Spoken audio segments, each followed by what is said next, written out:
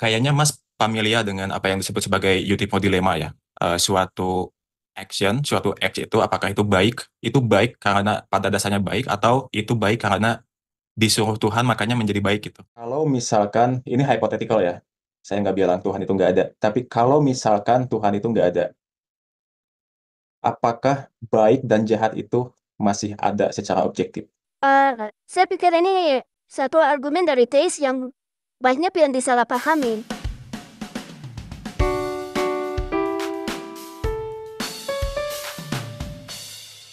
Saya akan membahas lebih dalam topik di podcast saya bersama Kak Yadi, sekaligus coba menjawab pertanyaan yang belum saya jawab. Di sini saya mengatakan kalau argumen moral objektif sering disalahpahami. Oleh karena itu, mari kita coba pahami dulu apa itu moral objektif.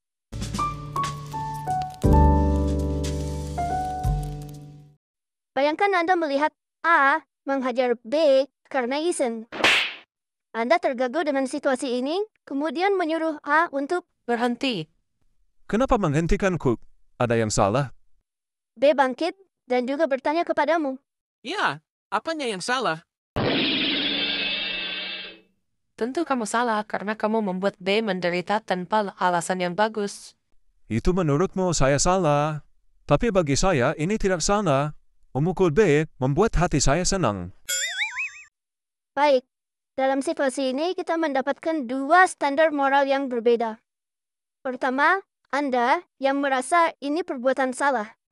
Kedua, ada A yang merasa perbuatannya tidak salah. Masing-masing pihak punya standarnya sendiri. Ini dinamakan standar subjektif atau relatif, yaitu standar yang ditetapkan oleh masing-masing individu. Pandangan ini sangat bermasalah karena benar atau salah ditentukan oleh masing-masing individu.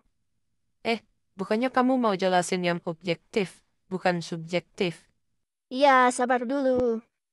Jika kebenaran ditentukan oleh masing-masing individu, maka kacaulah dunia ini. Orang-orang akan berbuat sesuai kehendaknya, dan orang lain tidak bisa menyalahkannya. Untunglah secara umum belum sekacau itu. Jika dalam situasi tadi, A menghajar B dengan alasan kesenangan semata, orang yang masih waras pasti mengatakan A ini salah. Jika dipanggil orang dari berbagai negara untuk melihat situasi ini, mereka akan sepakat bahwa A bersalah. Jika dipanggil orang dari berbagai usia untuk melihat situasi ini, mereka akan sepakat bahwa A bersalah. Jika bisa dipanggil orang dari berbagai jenis kelamin, budaya, ras, apapun itu, mereka akan sepakat bahwa A bersalah. Loh, kenapa bisa begini? Apa yang terjadi? Mengapa ada kesepakatan dalam lintas perbedaan? Maka jawaban paling rasional adalah standar ini adanya di luar individu. Mirip seperti gravitasi atau matematika, hukum atau aturannya bukan ditentukan oleh manusia, tetapi berlaku sama untuk setiap manusia.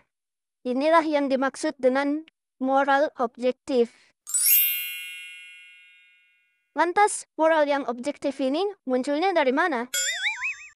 Bagi Kristen, Sang Ilahilah yang menciptakan standar moral ini.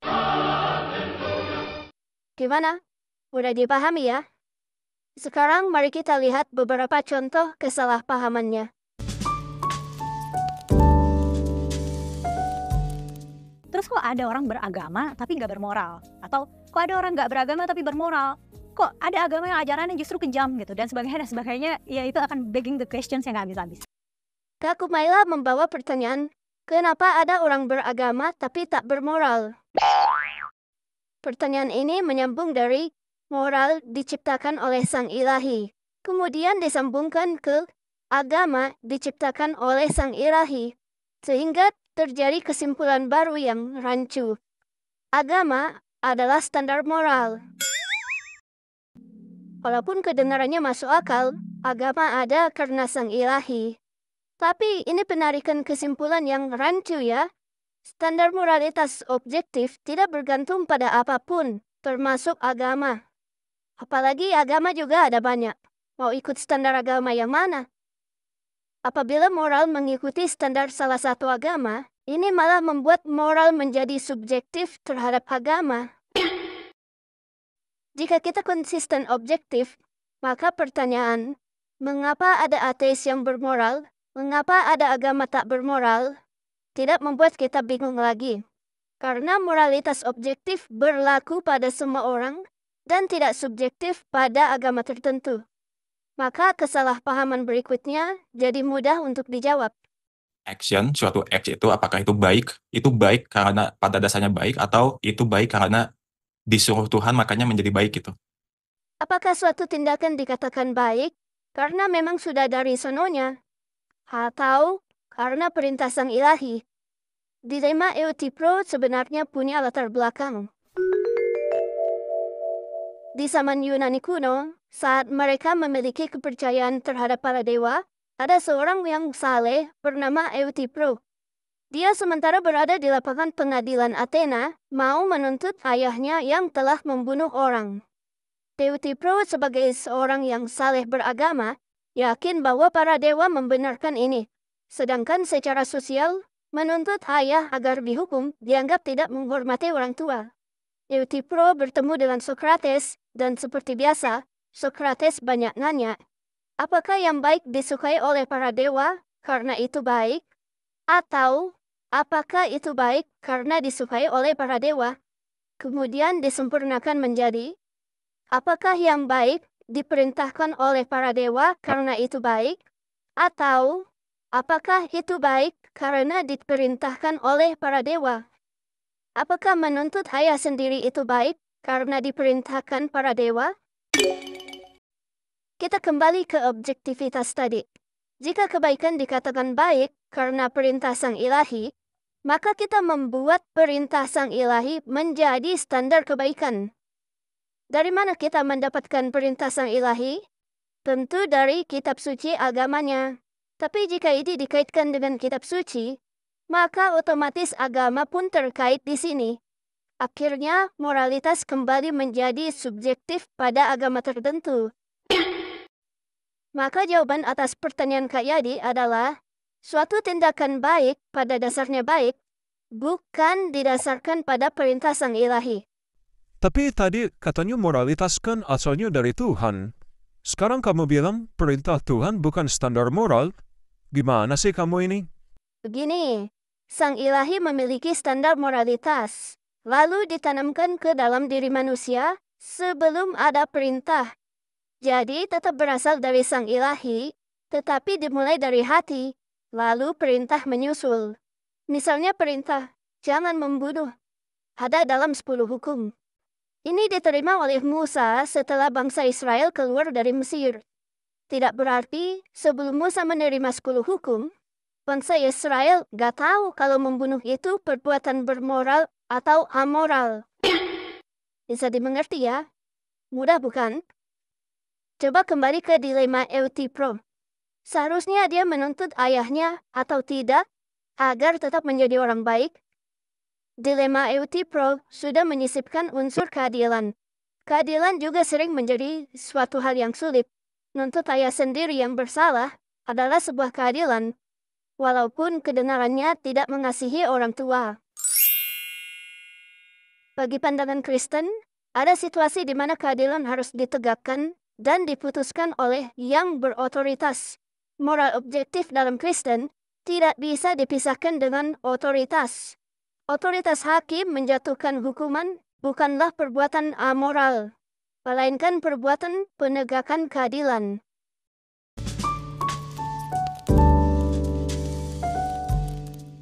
Argumen moral objektif dari teis sebenarnya tidak menjelaskan definisinya.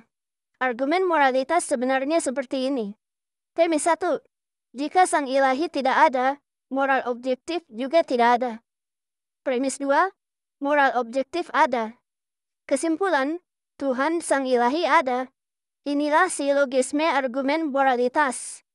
Awalnya ateis melawan dengan menolak P2, adanya moral objektif, dengan mengatakan moral itu relatif. Yang paling populer mengatakan moral tetap datangnya dari manusia. Moral berevolusi sesuai dengan perkembangan sosial budaya selama bertahun-tahun. hingga sampai pada titik kesepakatan bersama. Tapi argumen ini sulit menjawab berbagai pertanyaan. Misalnya, bagaimana dengan bayi yang belum bisa baca atau bicara? Mengapa mereka sudah memiliki kesadaran moral sebelum dipaparkan doktrin apapun? Negara, budaya, atau kelompok mana yang menetapkan moral? Mengapa memilih mereka? Jika Anda masih pegang penjelasan ini, sebaiknya tinggalkan karena sudah mulai usang. Moralitas objektif terlalu kuat keberadaannya, sehingga ateis menggeser bantahannya. Kini, premis satu dibantah, bahwa moral objektif tidak harus dari sang ilahi. Maka sanggahannya berubah menjadi, kalau bukan dari sang ilahi, lantas dari mana standar objektivitas ini?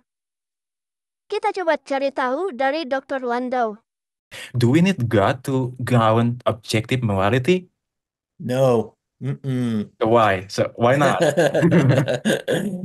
Apakah butuh sang ilahi sebagai landasan moral? Dokter ini mengatakan, tidak. Bagaimana penjelasannya? Well, there are two reasons here. One is if God did ground objective morality, well, if God's will or decision or command was the basis of morality, then morality would be arbitrary. Tunggu.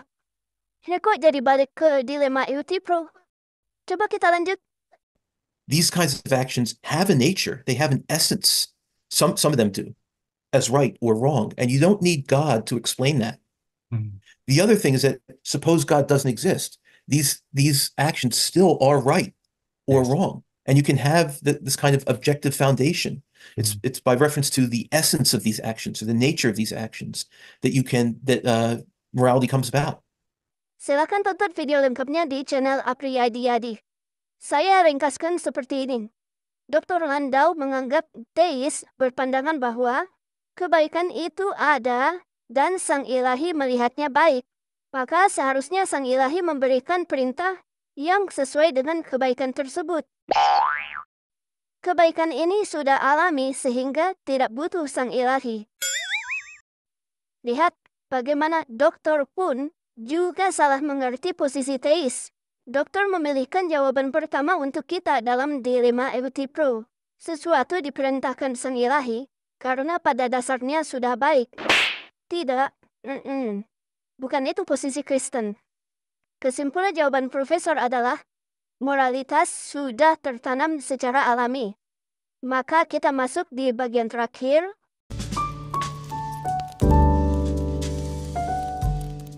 Ini hypothetical ya. Saya nggak bilang Tuhan itu nggak ada. Tapi kalau misalkan Tuhan itu nggak ada, apakah baik dan jahat itu masih ada secara objektif? Dalam arti bahwa membunuh anak kecil itu betul-betul netral gitu loh. Nggak ada yang jahat dengan membunuh anak kecil. Untuk bagian ini saya sesuaikan dengan argumen moral objektif ya. Jika sang ilahi tidak ada, maka moralitas objektif juga tidak ada. Maka membunuh bayi bisa netral, bisa salah bagi beberapa kelompok orang, dan bisa baik bagi kelompok orang lainnya. Kalau misalkan Tuhan itu nggak ada, apakah moralitas objektif itu ada atau enggak? Menurut Mas kayak gimana? Saya jawab dengan asumsi dokter tadi ya. Jawaban dokter tadi, moral itu ada secara alami.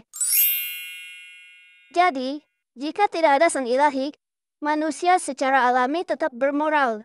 Nah, pandangan ini sebenarnya tidak bertentangan langsung. Karena bagi saya, sang ilahi menciptakan manusia melalui proses alami.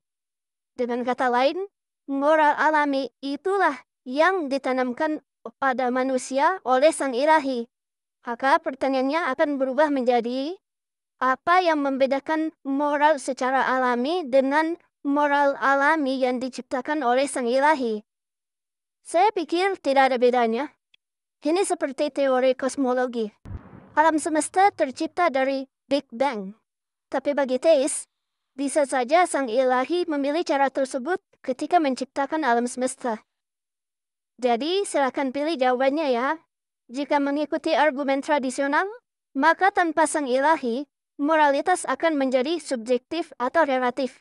Jika mengikuti argumen modern, maka tanpa sang ilahi, moralitas akan tetap objektif. Dan ingat, hipotesis ini jadi tidak bertentangan dengan pandangan teis. Jadi argumen teis tetap konsisten, tidak berubah karena pengandaian tersebut.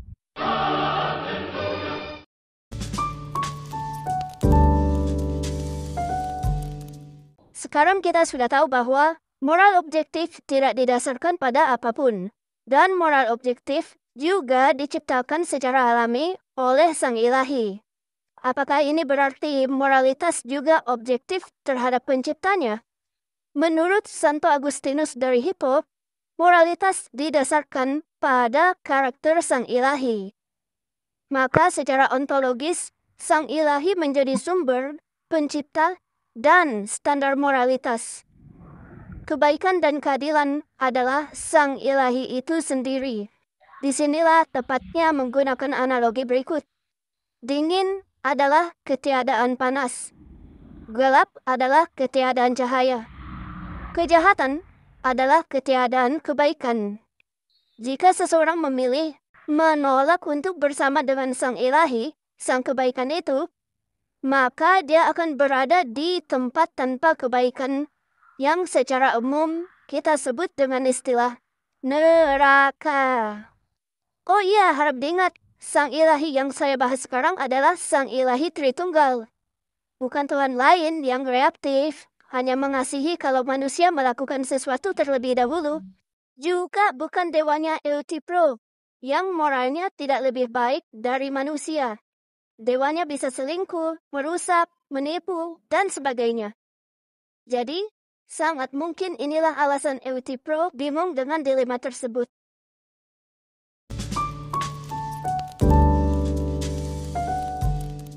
Kita balik ke dilema Euthyphro. Euthyphro mengalami dilema, mau menjadi anak yang baik atau menegakkan keadilan. Kisah Yesus dalam Injil sebagai dasar dari ajaran Kristen telah memberikan jawabannya, yaitu kematiannya di salib. Seandainya Euthyphro menerapkan apa yang Yesus lakukan, maka Euthyphro akan meminta pengadilan untuk menghukum dirinya, menggantikan ayahnya yang bersalah.